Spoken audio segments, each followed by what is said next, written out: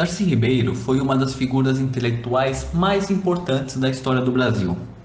Mineiro e cientista social de formação, é reconhecido como um dos grandes intérpretes da nacionalidade brasileira do século XX. Seus estudos iniciais de antropologia junto às sociedades indígenas do Brasil Central e da Amazônia o levaram a desenvolver estudos detalhados sobre a dinâmica da nossa formação histórica e o caráter híbrido da cultura brasileira. Isso aparece em alguns grandes ensaios escritos pelo autor por volta de 1970, como por exemplo O Processo Civilizatório, Os Índios e a Civilização e A América e a Civilização. Quando jovens, nos anos de 1940, Darcy e sua esposa Berta Ribeiro, também antropóloga, foram militantes ativos do então Partido Comunista do Brasil, o PCB. Naquela época, o partido se encontrava na legalidade. Darcy e Berta atuaram ao lado de outros importantes quadros de intelectuais e artistas que se organizavam em torno do PCB, tais como Jorge Amado, Tarsila do Amaral, Oswald de Andrade, Patrícia Galvão, Caio Prado Júnior, Carlos Drummond de Andrade, Oscar Niemeyer e outros.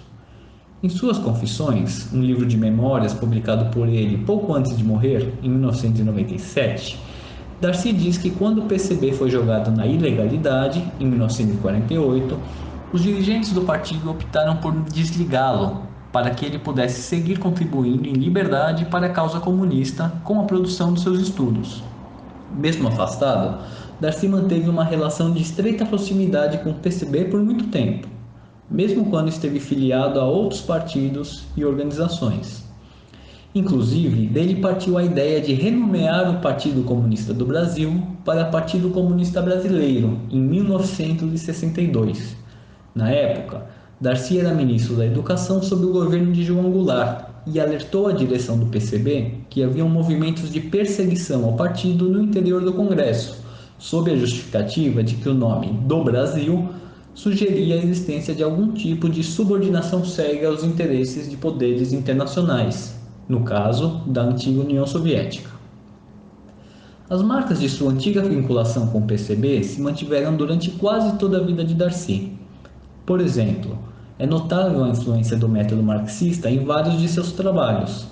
Uma noção de totalidade e um olhar atento à dinâmica da luta de classes perpassa grande parte de sua obra. Outra esfera na qual é possível verificar a influência do pensamento comunista em Darcy Ribeiro diz respeito às suas ações e concepções referentes à educação. Como ministro do setor no governo anterior ao golpe militar de 1964, Darcy esteve por trás do projeto de fundação da Universidade de Brasília, a UNB, junto com o educador Anísio Teixeira e o arquiteto Oscar Niemeyer. O projeto da UNB consistia em estruturar uma universidade de formato inteiramente moderno, uma instituição flexível e autônoma, orientada especialmente para a intervenção crítica na política nacional.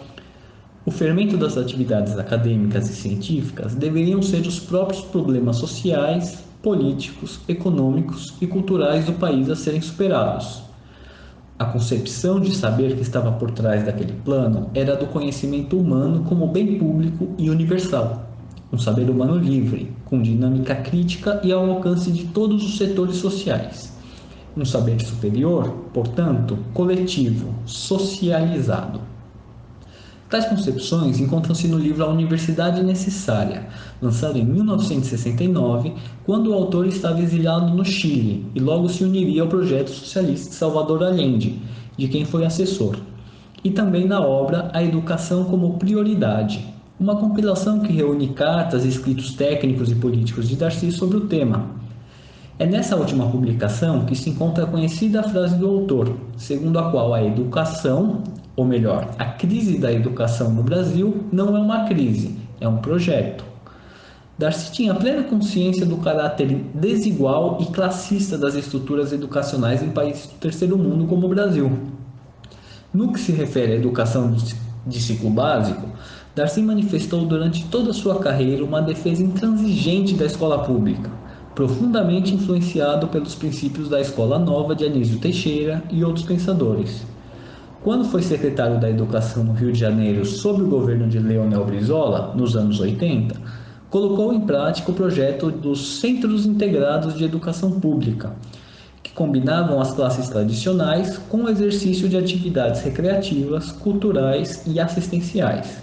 Assim como também entendem os grandes representantes da pedagogia socialista do passado e do presente, Darcy apostou sempre no caráter integral e teórico-prático do processo de formação do ser humano. Nada disso se realizava, todavia, sem uma convicção inegociável do caráter científico e trabalhoso da produção humana de conhecimento, bem como da importância desse processo dar-se no interior de instâncias públicas e realmente livres. Hoje, quando um vergonhoso processo de desmonte da escola e da universidade públicas se passa diante dos nossos olhos, hoje, quando acompanhamos o oportunismo com que algumas novas personalidades pseudocientíficas do YouTube e das redes sociais, de esquerda e de direita, divulgam suas ideias e tentam ganhar fama a partir de depreciações do verdadeiro conhecimento científico produzido nas escolas e nas universidades públicas, resgatar a vida e a obra de homens como Darcy Ribeiro pode ser um dos caminhos frutíferos para a superação da miséria intelectual que vivemos.